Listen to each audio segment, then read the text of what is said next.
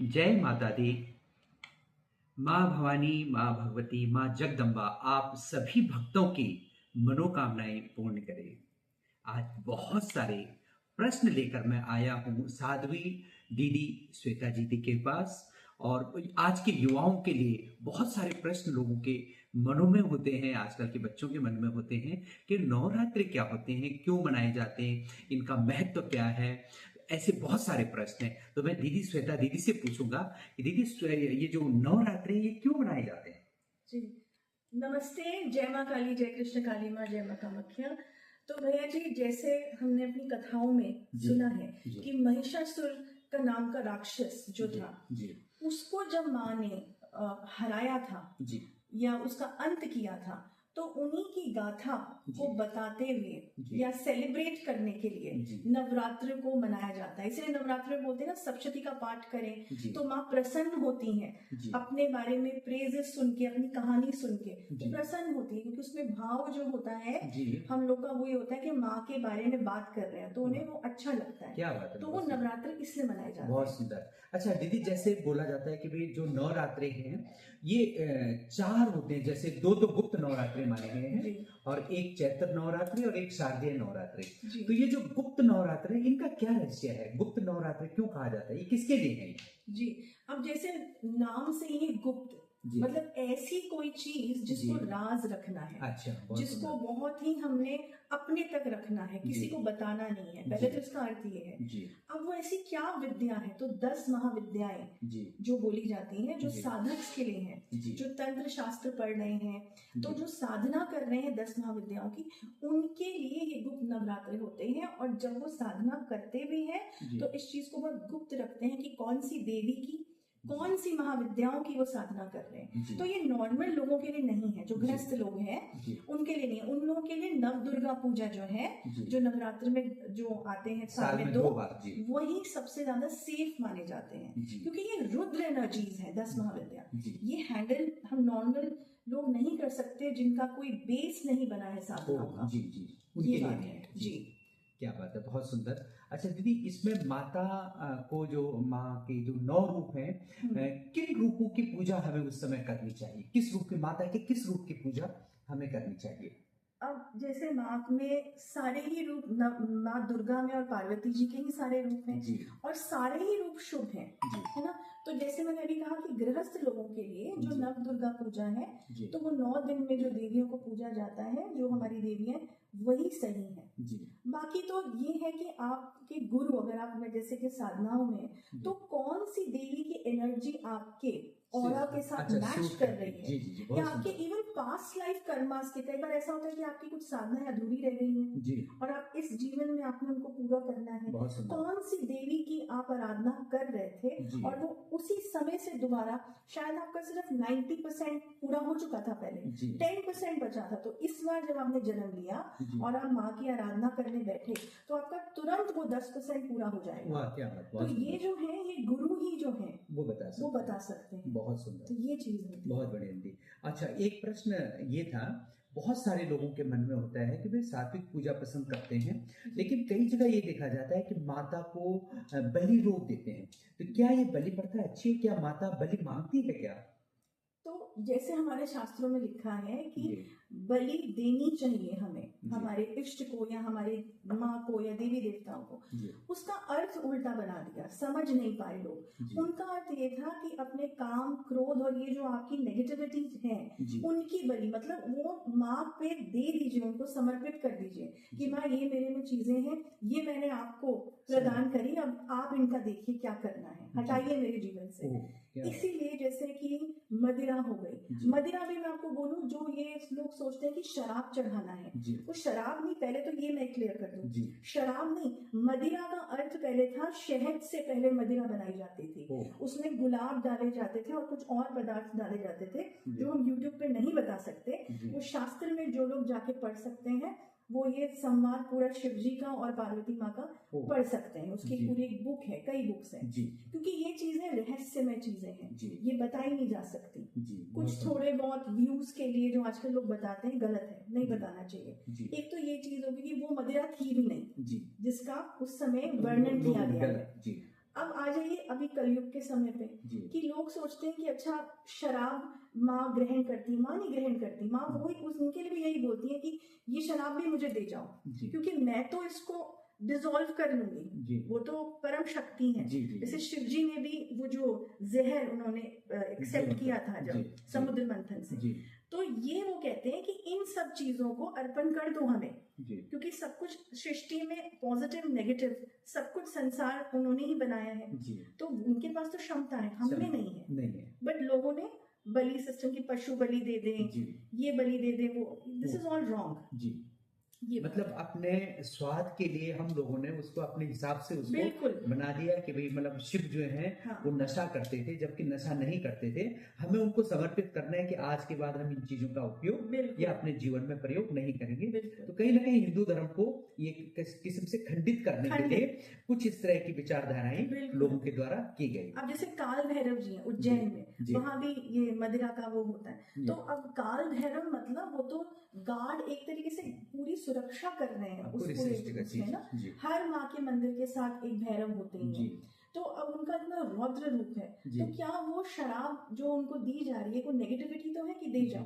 जी अब लोग वहाँ मंदिरों में पी के प्रसाद करके घूम रहे हैं, जी तो ये सब गलत चीजें हैं, जी मान्यताएं जी जो है। बहुत ये सुंदर, चीजें बहुत अच्छा आपने बताया। अच्छा दिन नवरात्रि के जो समय होता है शुभ समय माना जाता है, उस समय लोग शॉपिंग करते हैं, जी मकान लेते हैं, गृह प्रवेश करते हैं, कोई भी शुभ कार्य करते हैं, जी। तो इसके पीछे क्या लॉजिक है?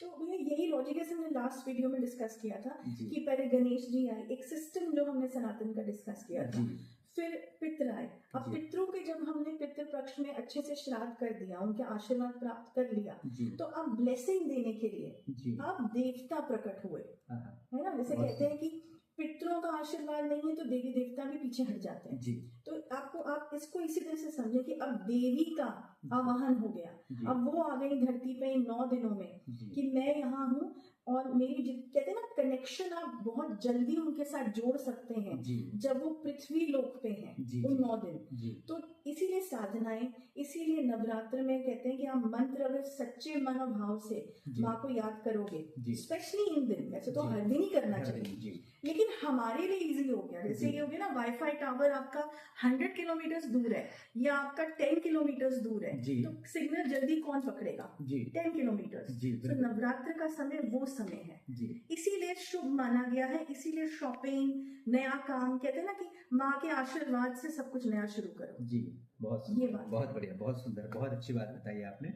और श्वेता दीदी एक आखिरी प्रश्न कि आज के युवाओं के लिए आप क्या संदेश देना चाहती हैं? जैसे नवरात्रि है, इस तरह के जो हमारे त्योहार हैं, रीति रिवाज परंपराएं हैं, जी तो बच्चे कैसे इनसे जुड़े, ये नवरात्रों को वो किस तरीके से समझना चाहिए उन्हें? जी, तो यूथ के लिए यही मैसेज है कि जैसे पितरों का भी मैसेज था कि पितरों से जुड़े, जी एंसेस्टर्स के साथ जुड़े, ऐसे ही देवी शक्ति से भी जुड़े। जी क्यों? क्योंकि देखिए आजकल एक फैशन चल रहा है शिव जी के, उसमें टैटूज बना लिए, हाथ में वो सब पहन लेना, कि शिव जी का एक फैशन चल गया है। जी शिव जी को मान नहीं रहे, उन्हें समझ नहीं रहे उस तरीके से, लेकिन फैशन ओरिएंट, तभी केदारनाथ सब जा रहे हैं, जी भीड़ लगी है, उसमें से कितने लोग क्या? हैं आधे साथ तो ब्लॉगिंग के लिए जा रहे जी हैं, बिल्कुल बिल्कुल। फोटोज खींचने के लिए जा रहे हैं, भक्ति जप से करने कोई के लिए, तप करने के लिए तो कोई नहीं जा रहा है नहीं, वहाँ, बिल्कुल बल्कि जप करने और तप करने वालों के लिए तो वहाँ मुश्किल हो गया है मुश्किल हो गया, कि जब सब हट जाए तब हम जाए, तब जाए, है ना। बिल्कुल तो ये फैशन ट्रेंड है। जी तो अब स्पिरिचुअलिज्म को भी ना भैया जी यूथ ने क्या कर दिया है ना, एक फैशन टैबू बना दिया है। जी ट्रांस म्यूजिक, शिव जी का वही सुनेंगे, खास करके हमारे हिंदू धर्म, बिल्कुल सनातन बिल्कुल, धर्म में। जी तो इसको मॉडर्निज्म समझ रहे हैं, जी ठीक है ना। तो शिव जी को तो ऐसे अपना लिया यंगस्टर्स ने, जी अब बची देवी, तो जी। उनको सोचते हैं कि अरे देवी शक्ति क्या, हम तो शिव जी को पूछते हैं। ये भूल गए हैं जी। कि शिव भी जो है वो शव शक्ति है, के बगैर शक्ति अधूरे। के बिना, अधूरे, है ना। जी। और हमारे जितने भी, चाहे कृष्ण जी ले लीजिए, हमारे विष्णु जी ले लीजिए, ब्रह्मा जी ले लीजिए, शिव जी ले लीजिए, नारी शक्ति के बिना सबसे सब। पहले उनको तभी बोलते हैं ना राधे राधे, राधे राधे, या शिव शक्ति, जी। शिव शक्ति ये बोलते हैं, या शिव जी, हाँ, पार्वती माँ, सीताराम, ये सीताराम, जो जी। माँ, जो पहले लेडीज का पहले नाम शक्ति, दिया जाता था, जी ये क्यों दिया जाता था? जो हमारे देवी देवता तक ऐसा कर रहे हैं। जी अभी यूथ को ये समझना है कि विमेन पावर को जी रिस्पेक्ट देना बहुत जरूरी है। जी सिर्फ मंदिरों के अंदर नहीं कि दुर्गा माँ को पूज लिया जी और यहाँ लड़कियों के साथ छेड़खानियां कर रहे जी, हैं या जी। रिस्पेक्ट नहीं दे रहे हैं, जी नहीं, ये समझना जरूरी है कि शक्ति को अगर रिस्पेक्ट नहीं देंगे, जी specially the main of our this thing globally, तो ना शुक्र सही होगा, कोई ग्रह ढंग का काम नहीं करेगा, कभी भी प्रॉस्पेरिटी जीवन में आ नहीं सकती। तो ये मैसेज है कि रिस्पेक्ट द विमेन। अगर आप माँ दुर्गा को मान रहे हैं तो ये नहीं हो सकता कि घर में शराब आके आए और अपनी वाइफ को पीटे।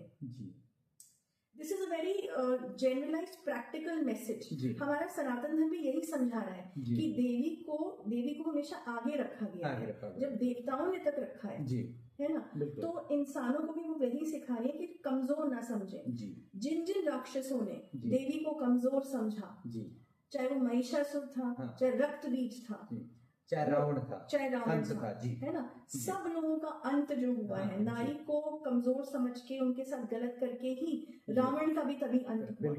अगर सीता जी को वो नहीं हरता तो सबसे बड़ा विद्वान, तंत्र का विद्वान से लेके और शास्त्रों के विद्वान से लेके कौन था? रावण से बड़ा तो कोई पंडित नहीं था। लेकिन इस उससे उसका देख लीजिए क्या आज तक जलाया जा रहा है। तो ये चीज है। और दूसरा कि भगवती के सामने आप प्रिटेंड नहीं कर सकते। आप ये सोचे कि मैं एक्टिंग कर लूं कि मैं बहुत पूजा पाठ मान रहा हूँ, नहीं, आपको जो आप हैं वो आप समर्पित कीजिए। कि अगर कोई गलती भी हुई है, पश्चाताप, तो आप सामने उनके सामने बोले कि मेरे से गलती हुई है। दुनिया को चाहे ना बताएं, उनको बताएं। तो इसी तरीके से अगर हम ट्रुथफुल रहेंगे लाइफ में, तो यंगस्टर्स भी देखेंगे कि अपने कॉर्पोरेट काम में, सर्विस में, बिजनेस में बहुत आशीर्वाद और ग्रोथ मिलेगा, एक अलग एनर्जी सिस्टम मिलेगा माँ का। बहुत सुंदर, तो यही मैसेज है जी। बहुत बढ़िया, बहुत सुंदर आपने बताया। और अंत में आपसे पूछना चाहता हूँ कि आपने बहुत सारी किताबें लिखी हैं और विदेशी आपके बहुत सारे भक्त हैं, जैसे मैंने पीछे वीडियो में भी बोला था, और आप अपने धर्म की, हमारे सनातन धर्म को आगे बढ़ाने के लिए दिन रात मेहनत कर रही हैं और विदेशों तक हमारा धर्म जो है प्रचारित हो रहा है। ये तो बहुत बड़ी बात है। और अभी लेटेस्ट आपकी किताब आने वाली है, आप बता रहे थे, तो वो कौन सी किताब है?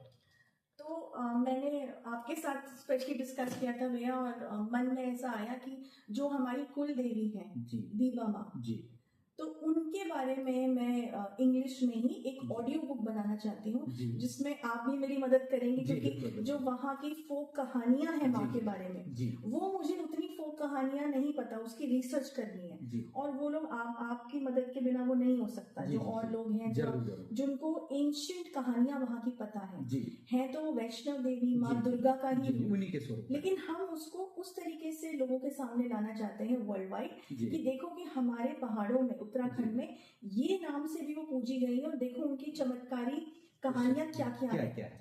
तो ये मैं अब ग्लोबली, जैसे जो ऑडियो बुक्स एप्पल में होती हैं, अमेज़न पे होती हैं, ताकि अंग्रेज सुने उनको कहानी के तौर पे और पता हो। तो नेक्स्ट अब यही सोचा है कि इसी पे हम ये बनाएंगे। चलिए, बहुत सुंदर, बहुत अच्छा दीदी, बहुत अच्छी आपने जानकारी दी।